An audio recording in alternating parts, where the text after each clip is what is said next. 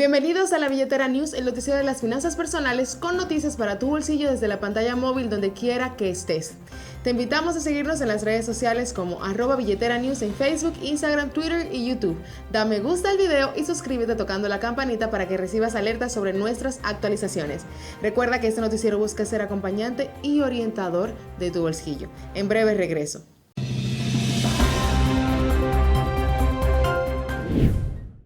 Gracias por seguir con Billetera News, el noticiero de las finanzas personales. Vamos con los titulares de hoy. La crisis energética a nivel global debe llevarnos a reflexionar sobre el buen uso de la electricidad para que los bolsillos no sean afectados. Ante los incesantes tapones en el tráfico, debemos buscar mecanismos para desplazarnos menos sin perder la productividad. De acuerdo con informaciones oficiales, aumenta el número de trabajos registrados en la Tesorería de la Seguridad Social. En breve, regresamos. La crisis energética a nivel global debe llevarnos a reflexionar sobre el buen uso de la electricidad para que los bolsillos no sean afectados. Actualmente se experimenta un incremento de precios en los combustibles de generación a nivel global, especialmente el gas natural y el carbón mineral. En medio de esta situación, la ola de calor que nos afecta ha subido la demanda de electricidad hasta los 3.000 megavatios, algo histórico. Es posible que este año la demanda de energía crezca en el país entre un 8 y un 10%, según la Asociación Dominicana de la Industria Eléctrica, ADIE. ¿Cómo cuidamos los bolsillos ante esta situación?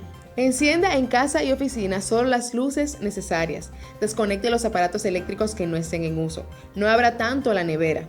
Programe las horas de aire acondicionado. Reemplace todas las luminarias de alto consumo. Aproveche la luz natural del verano y una temperatura de 22 grados Celsius es suficiente para refrescar la habitación con aire.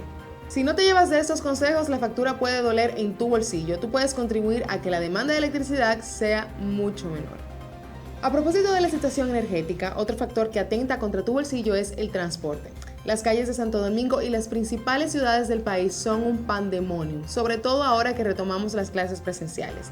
La pandemia del COVID-19 nos enseñó que el teletrabajo funciona. Las autoridades están pensando en cambiar los horarios de trabajo en los sectores públicos y privados a fin de reducir el flujo vehicular en las vías. Mientras tanto, hagamos conciencia sobre lo siguiente. Evitemos los innecesarios desplazamientos a reuniones de trabajo o de negocios. Las plataformas Teams, Zoom, Skype, Meet y otras son realmente efectivas para la interacción.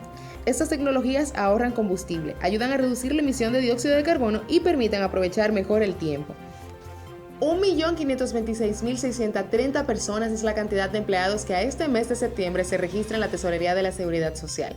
En febrero de 2020 era 1.518.000, con lo cual el aumento es de 0.57%. El dato lleva a la conclusión de que los empleos perdidos se siguen recuperando. Sin embargo, hay un factor a tener en cuenta. La positividad diaria del COVID se elevó en esta semana a 13.73%. Hay que tener mucho cuidado porque un rebrote del coronavirus podría hacer retroceder la recuperación económica. Este miércoles había crecido en 27% la cantidad de pacientes conectados a ventiladores en salas de cuidados intensivos. La ocupación de camas en centros hospitalarios había crecido en 18%.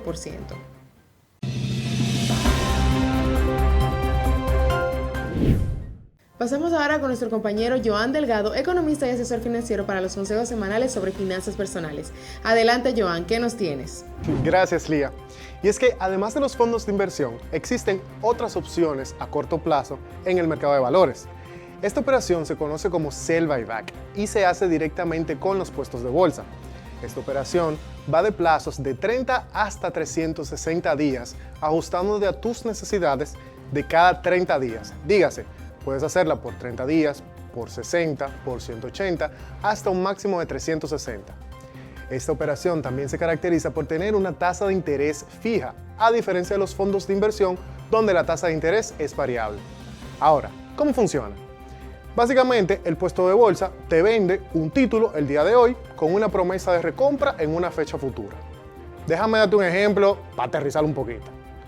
Si el día de hoy te venden un título a un valor de 100 pesos y te prometen recomprártelo en 30 días por un valor de 105, ¿qué te ganas? Esa diferencia, ese diferencial del valor inicial y el valor final, que en este caso son 5 pesos.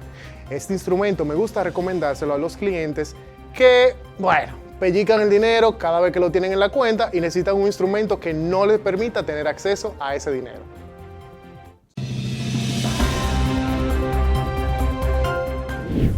Para un buen funcionamiento de nuestras finanzas, todos debemos cultivar la cultura del ahorro. Ahorrar es apartar 1% de nuestras ganancias mensuales para un futuro. Es uno de los factores que más favorecen nuestras finanzas personales y familiares, porque a largo o corto plazo pueden resolver muchos problemas económicos. Hay muchas formas de hacerlo, muchos los hacen a través de bancos, otros a través de las alcancías y unos cuantos mediante inversiones. Todos funcionan, pero ¿has escuchado hablar del SAN? Nuestra compañera Laurelis Montero ha trabajado en el tema y nos cuenta más. Adelante, Laurelis. Muchas gracias, Lía. El SAN es un sistema de ahorro social que se apoya en los aportes por cuotas de quienes componen dicha sociedad. Estas aportaciones son siempre de forma voluntaria, pero basado en un compromiso que se debe cumplir dentro de un periodo de tiempo establecido. Este se conoce como SAN en África y Sociedad en la Comunidad Hispana. Su nombre SAN es porque en África casi todos los pueblos del occidente usaban este sistema ahorrativo desde el principio de sus civilizaciones y nosotros lo hemos heredado. Cabe destacar que en algunos países este se conoce como SUSU. Los países de descendencia africana han adoptado este método de ahorro con nombres diferentes. Por ejemplo, en Jamaica le llaman pauta y en Haití le dicen sangue. El SAN, como le llamamos los dominicanos, es un sistema muy popular en las zonas de economía baja y consiste en reunir a un grupo de personas para que cada uno haga un aporte mensual y cada mes, mediante un sorteo, se les entregue el aporte completo a uno de los socios. Por ejemplo, un grupo de 12 personas por voluntad propia decide ahorrar 1,000 pesos durante 12 meses para un total de 12,000 pesos mensuales. Para sacar el ganador, se introducen los nombres de los 12 socios. El nombre que salga recibe los primeros 12,000 pesos. En el próximo mes, el que salga recibe los segundos y así sucesivamente. Pero para que esto funcione, todos deben seguir pagando sus 1,000 pesos mensuales. El SAN debe tener un organizador que administre y se responsabilice de los fondos. Obviamente, este obtendrá un interés, mayormente es un 10% de las aportaciones mensuales. Este método de ahorros tiene muchas ventajas. Puedes resultar con los primeros números y obtener el capital de inmediato, pero también para los que no tienen la cultura de ahorrar es un gran paso. Tener a una persona motivándote a dar cada mes tu aporte sin tener que gastarlos antes del tiempo establecido. Algunos bancos y asociaciones de ahorros y préstamos ofrecen planes de ahorro con este método para motivar a sus clientes, pero sin sorteos y donde el organizador sería la entidad bancaria. Para Billetera News, Laurelis Montero.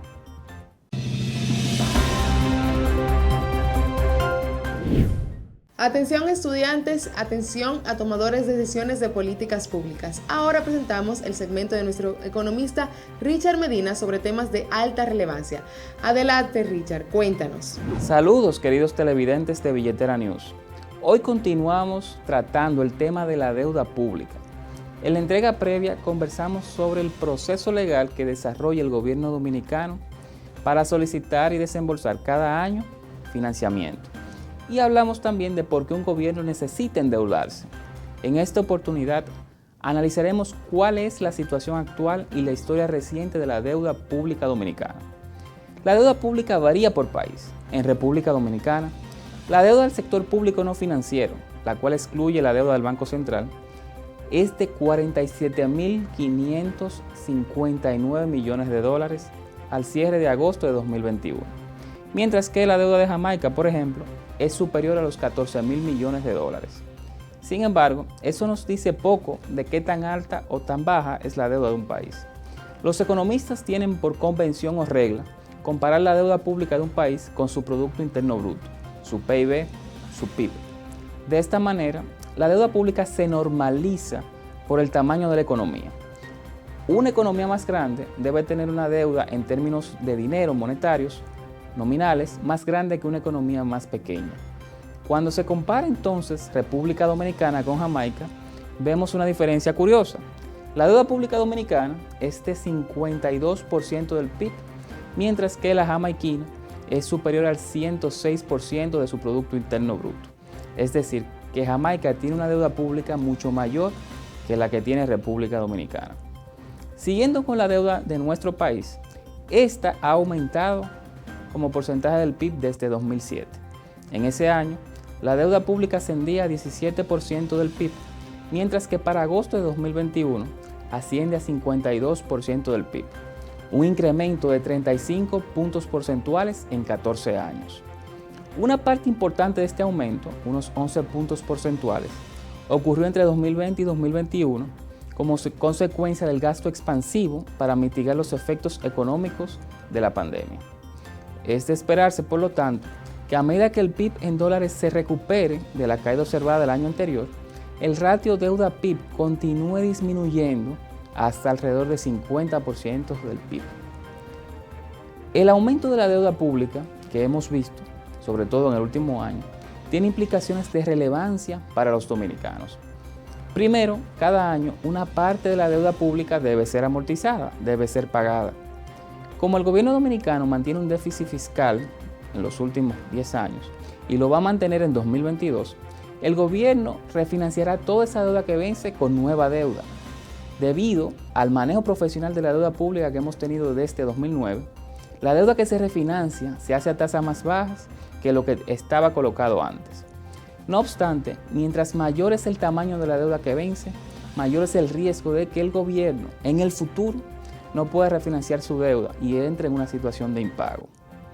Una segunda implicación es que mientras más aumenta la deuda pública en términos del PIB, es de esperarse un aumento del pago de intereses como porcentaje del PIB. Esto es particularmente importante en nuestro país porque casi un 3% del PIB se destina al pago de intereses, un nivel que afecta de manera notable el déficit fiscal anual. Lo anterior implica que se reducen los recursos que el gobierno destina a otros gastos, como la inversión pública, que apenas estará recibiendo un 1.5% del PIB en 2021. Un tercer aspecto de importancia sobre el aumento de la deuda pública es que le presenta riesgos al gobierno que pueden complicar la gestión si se materializan. Ya mencionamos el riesgo de refinanciamiento de la deuda en un año, pero también está el riesgo cambiario. Mientras más deuda en moneda extranjera se contrata, más dólares habrá que buscar en el futuro para pagar sus intereses y para amortizar su capital. Por lo tanto, en una situación donde el dólar sube de precio, es decir, que el peso se deprecia, habrá que buscar muchos más pesos para servir la deuda en dólares, lo que deterioraría aún más las finanzas públicas. Actualmente, un 72% de la deuda del sector público no financiero dominicano está emitida en moneda extranjera. En el caso dominicano, y a pesar de que voces políticas han dicho lo contrario en el pasado, la deuda pública desde 2006 hasta la fecha es sostenible, por lo que hay una baja probabilidad de que se materialicen esos riesgos que hemos mencionado en el mediano plazo. Esto no debe interpretarse de ninguna manera como que no se deben hacer esfuerzos para reducir la deuda pública. Es buena política tener un gasto público cada vez más controlado y mejoras en la recaudación para que cada año la deuda pública crezca a un ritmo menor e incluso a que se llegue a reducir. Tener una deuda pública menor quitaría presión fiscal al gobierno en el largo plazo y nos beneficiaría a todos. En una próxima entrega analizaremos cómo la deuda pública dominicana se compara con la deuda de otros países de la región y qué plan de endeudamiento sigue el gobierno dominicano. Pasen feliz resto del día. De esta manera llegamos al final de esta edición de Billetera News, el noticiero de las finanzas personales. Recuerda que puedes seguirnos como @billeteranews en Facebook, Instagram, Twitter y YouTube y no olvides dar me gusta en el video y hacer clic en la campanita para suscribirte al canal.